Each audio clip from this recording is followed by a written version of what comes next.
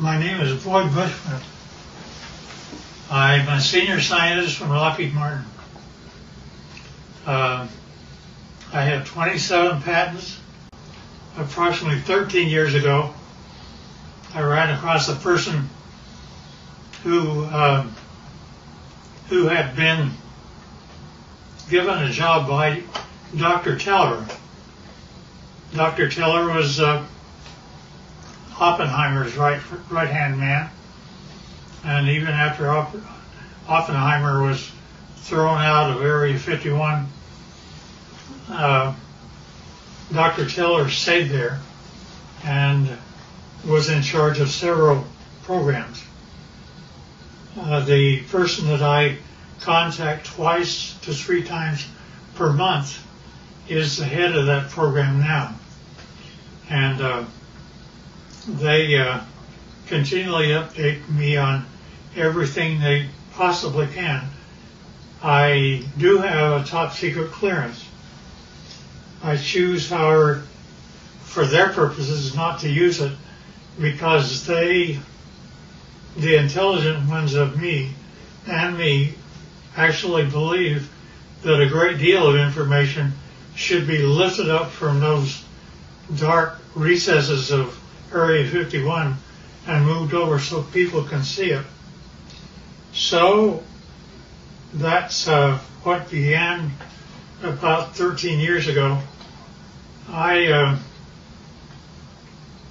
Since I am a scientist, I do not believe in theory. I basically say, follow the data, theory be damned. If something can't verify by a physical test that something is true, then I do not care to accept it in that I present. Therefore, everything that we present here will be data that comes directly from them through me to you. The subject of today there are those that are acquainted with the fact that there were Phoenix lights that occurred over Phoenix about 2 years ago. They were photographed, and those really turned out to be just blobs across the Phoenix sky. It turned out to be that a very dear friend of mine took his wife up a mountain on Valentine's Day, and they took a photograph of Tucson. It turned out to be, when they developed the film, there were a total of 5 UFOs across Tucson proper. And this is Tucson as they saw it. Can you get that? So here's the picture of Tucson as he had it. Then, as he developed further, notice that there are 5 very distinct UFOs along the top of the mountain.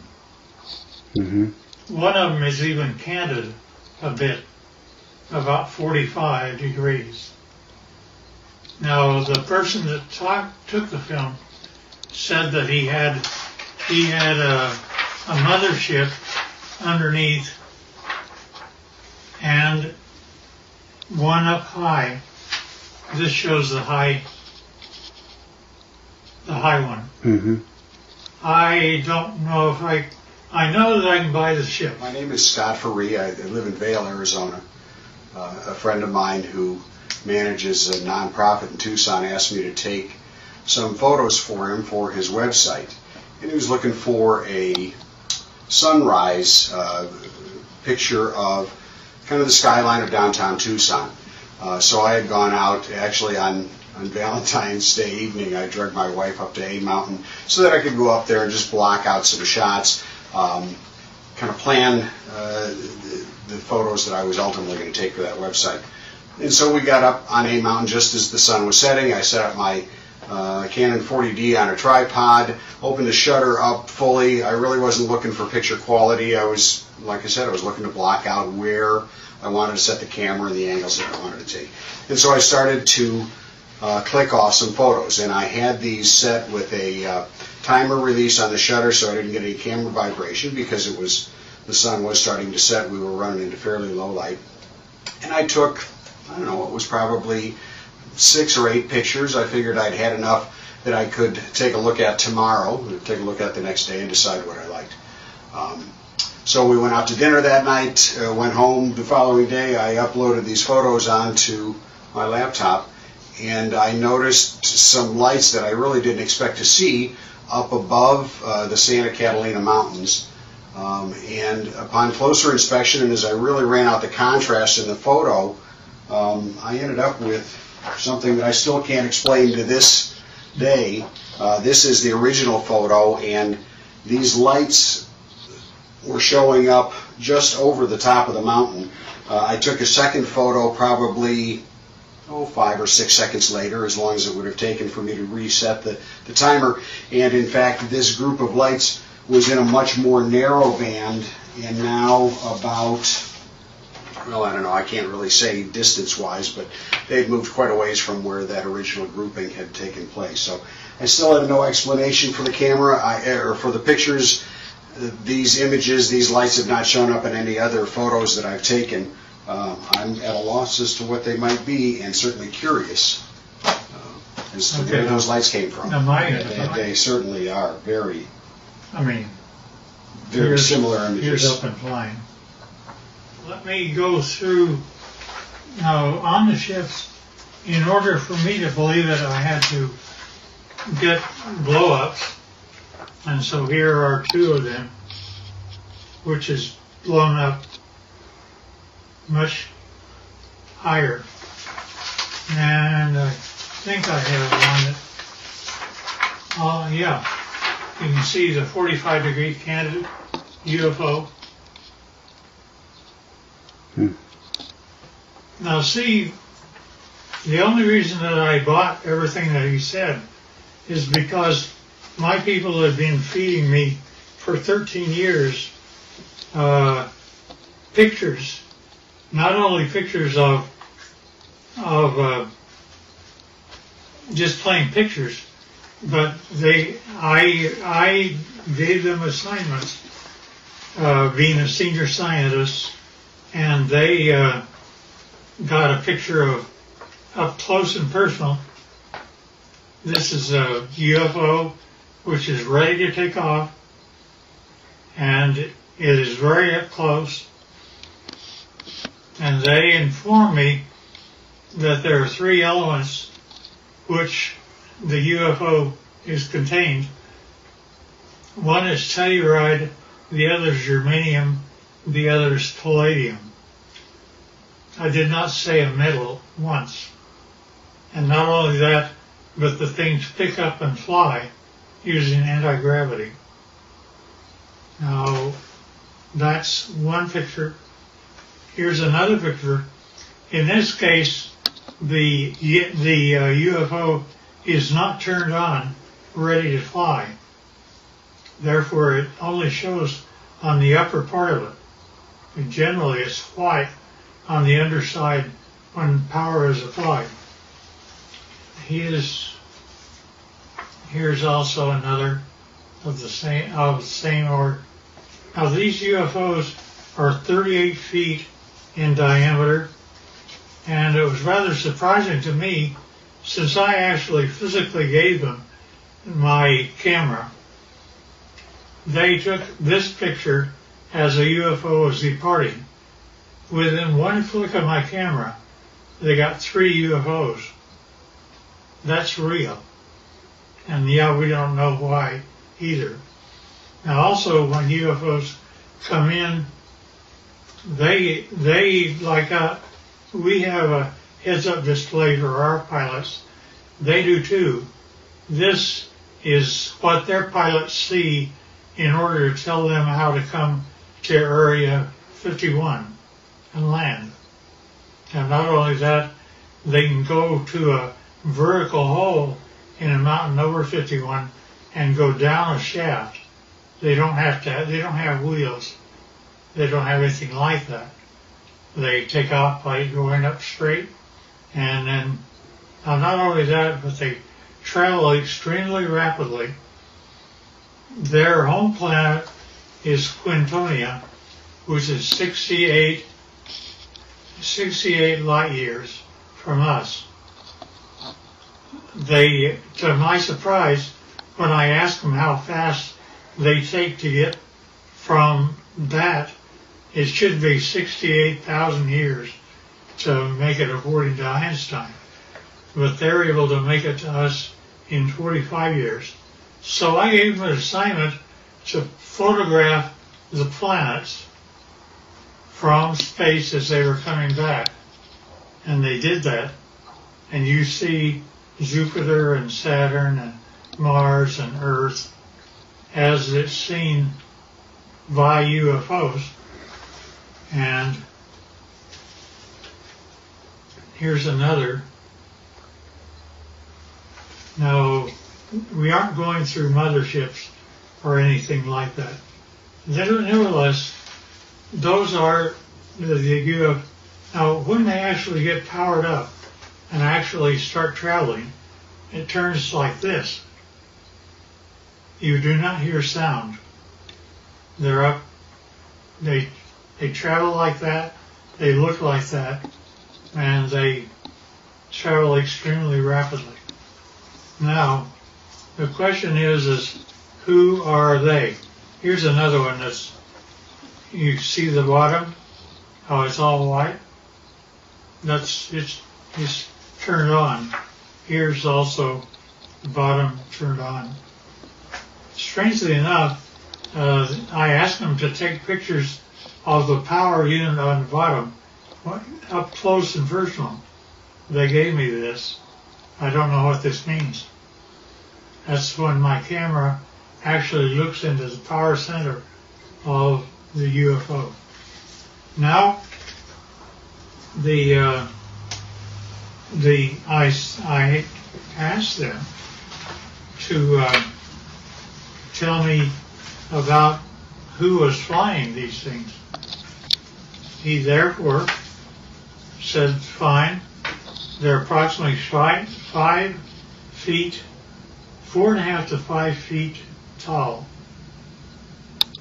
They had one or two of them around it that were 230 years old, and we have a total of at least 18 that exist and operate with our facility as Teller set it up.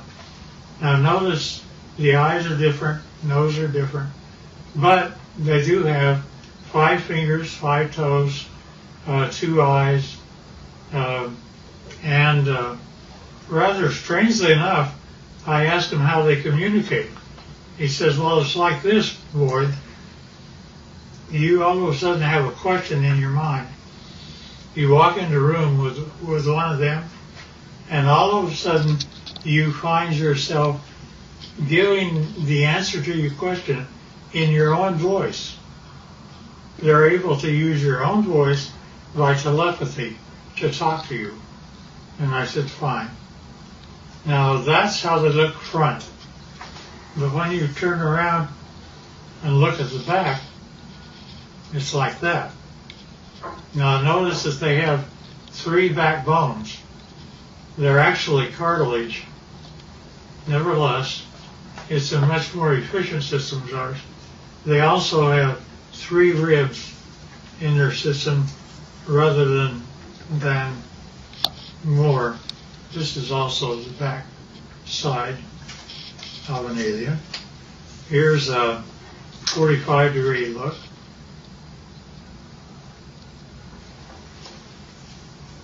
And here's the back of the head. Notice the veins, no hair. And now when we talk about aliens, I pushed the issue, and he said, well, there's kind of 2 groups of aliens. he divided them, they divide them into two groups. One group he calls, it's like you have a ranch. And you have a ranch and you find that one group are your wranglers that know how to wrangle your cattle. The others are rustlers, ones that steal your cattle. And indeed, that the two groups do act differently. To the ones that are wranglers are much more friendly and have a better relationship with us. Here's the other side of the alien too. Now also notice that their feet, where they have 5 toes, the toes are joined together like a frog, and yet they are dissimilar. Now there was a surprising occurrence, and that is my friend had one of them that was a friend, and he died here. And 10 days after his death, I was out visiting my buddy who's in this picture. And if you look very close, you can see that his friend is in spirit form and right over his left shoulder. You can also see that the fingers are long, that there is something. We have an expression that basically say when a person dies, they stay around their body for 3 days and then go off, and they basically have the same thing that happens to them. Now, with respect to the alien craft, we have American citizens which are suited up like this, and they are working on UFOs 24 hours a day, and we're trying to learn what to do. These are 2 guys, 2 American citizens, and they're trying to protect themselves against germs and things like that. And here's another view of them. And here's another one. There's an upper part of a UFO and a lower part of a UFO. This is the upper part, and it's just one of them up there. They have, generally we give them suspenders so that if they start floating, they don't have gravity on the inside. Somebody can grab them and pull them over to the side. And this is the home planet that they come from, which they call Quintonia. Now notice that the hand, that's an alien hand. Notice that that the fingers are longer than ours by quite a bit, about 30% longer, and that's just the way they're put together. Now,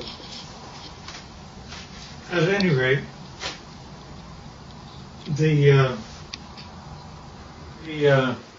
this process that introduced me directly or indirectly to Dr. Teller's work with the group that still is in charge of Area-51 and equivalent, turned out to be a doctor, very, very fine gentleman. And I was carrying on a conversation with him. He saw how the subject was going, so he simply said, well, you need to know what I did one day. And I said, okay. He said, I was in the process of doctoring a pilot who was a test pilot, a Navy test pilot for the United States government. And it was 1947. said he began, I don't know if it's a drug I had him on or what was occurring, but he basically told me that the radar group, had found a blip out over New Mexico, and that they would like to assign me to go out and check it out. So he said, fine, I'll do that. And he got the fastest airplane that existed then, which was propeller at the time. And it was fully armed and all the rest of those things. Nevertheless, he was out flying, and he found the item, and he immediately communicated back, and he said, I wish authority, first of all, I want you to tell me, are there any other airplanes flying? Are there commercial or anything else around other than he and I? Said, just the two of you. And he said, fine. Second thing I want to know is, do I have authority to shoot it down? I said, why do you want authority to shoot it down? He says, because I am flying the fastest thing that the United States can make, and he's beginning to leave me. Therefore, I know he's either a friend or an enemy, and if he's leaving me, he's an enemy. Therefore, I wish authority to shoot it down. The commander said, fine. He granted him authority. He pulled in. He shot him down. It came down. He flew past and saw that there was a road on the one side of a fence area. He came down and landed his airplane. Hard to do, but he did. And then he cut across the fence. One of them, the door was open. One of them was out walking around. But he didn't care about that.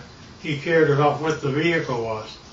So he went over, and rather strangely enough, when he ducked down, because they were only 5 feet high, he saw that he could see through the walls.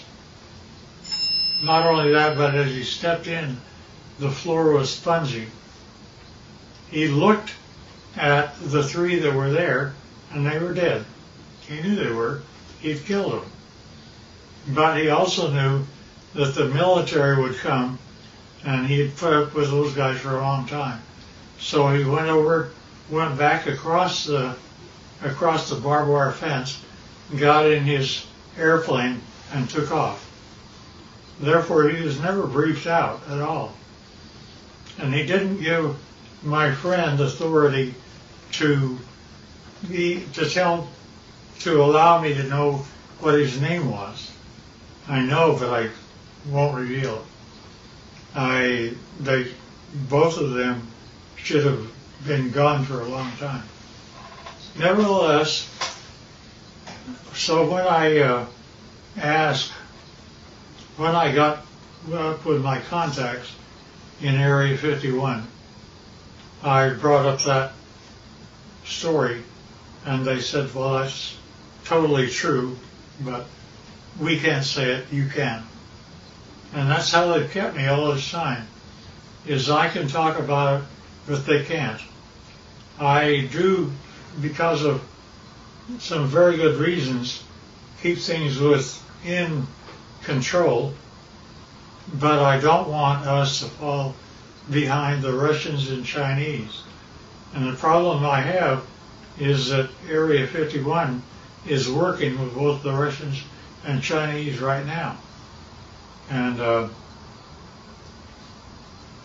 trying to make UFOs, they have, there's been a total of 39 United States citizens that have lost their lives trying to reverse engineer UFOs. And it's Well, the last one I heard of was a year and a half ago, where we lost 19 lives in one test. They actually wanted to bring various flying craft near the UFO, and the UFO defended itself, and 19 of our people died. Now, they kept giving me things rather than, they would give me pieces of UFOs, and I would come to my laboratories. I had the laboratories of Lockheed and every place else, so I would do that, but I would get pieces of UFOs. For example, I have 3 little pieces of UFOs down underneath the thing that looks like a quartz crystal. Notice that that is my hand, and it is giving weight. It says that it weighs 100 grams. Now, without those 3 items, when I take the UFO material away, notice that the 3 UFO items are gone. But also notice that the weight of the crystal is now 650 grams. The implication here is that if I were to take the pieces of UFO and put them underneath an average man's scale, he would weigh 45 pounds. Basically, they're working in anti-gravity, and therefore our effort is anti-gravity. Now, not only that, but we take these same pieces of items, and I go to a standard voltmeter, and notice that in my voltmeter I am getting a total voltage of 249 volts out of one piece of UFO.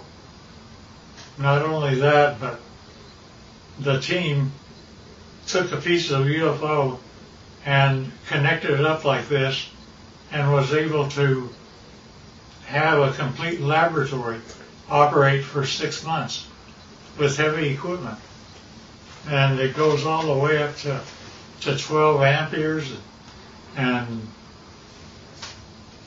since you didn't really get this before, here's the foot with the toes joined together. And this is a better view of the same. Now notice also, this is the body of an alien, and where we have 6 ribs that are connected together, they have 3. And the total height is less than 5 feet. And they still look like this, not like you and I. Nevertheless, so we're able to obtain voltages and anti-gravity, and anti-gravity appears several ways, which is rather unique and nice. Scotty talked about UFOs. I basically said, yeah, I understand, because here is what Area 51 was giving to me since the year 2000 and beyond.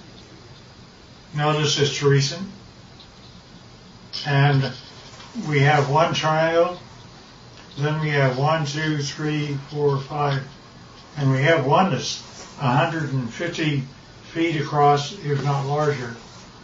And each one of these are separate documentation of UFOs that were photographed and taken across the world from 2000, the year 2004.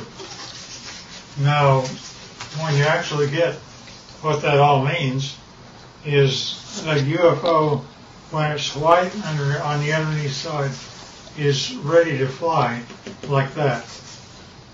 And it's anti-gravity, that's the reason you don't hear anything. But when it's just parked means just floating in air. It could be above your house, like this, and this. This turns out to be the heads-up display that the aliens see of how to go to Area 51 and store their craft. Nevertheless, this is what the craft look like. That's how they change power.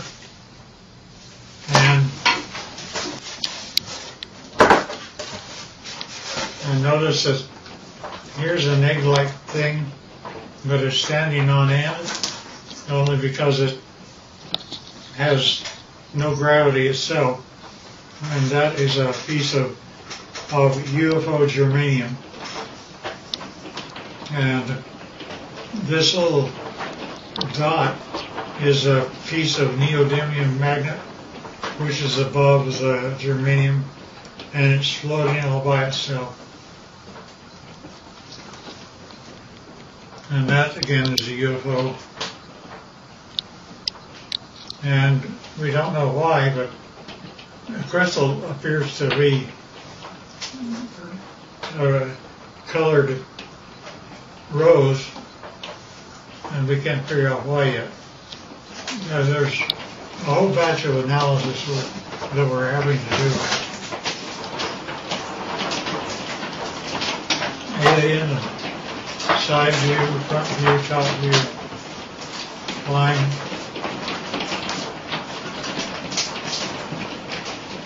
And that's the power center of palladium in the middle of the craft.